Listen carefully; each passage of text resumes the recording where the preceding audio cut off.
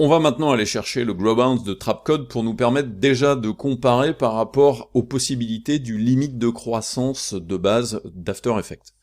Donc si je reviens sur la première composition, donc celle du palmier, qui est centrée dans la composition, donc j'ai ici mon Illustrator avec, dans les effets ici, le limite de croissance et le Bendit. Je vous rappelle que dans ce cas-là, le limite de croissance, si je le désactive, me permet de créer les pixels qui n'existent pas dans le calque Illustrator.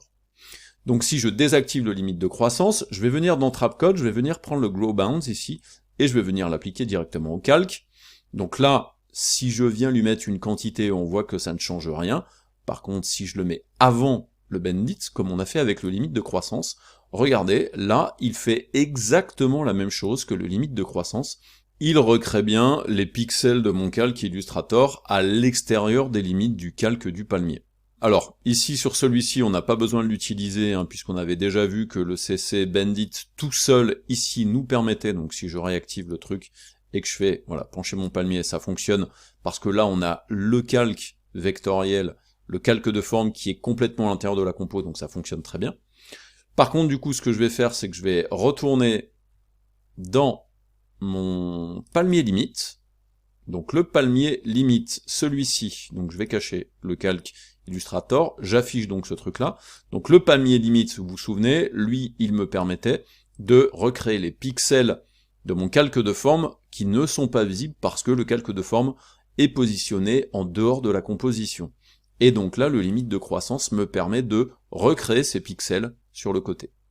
Je vais désactiver le limite de croissance, je vais venir prendre le growbounds et je vais venir le positionner en intermédiaire. Je viens lui rajouter ici la même quantité que l'on a sur le limite de croissance, et là, regardez, par contre, là, le growbounds de Trapcode ne fonctionne pas comme le limite de croissance.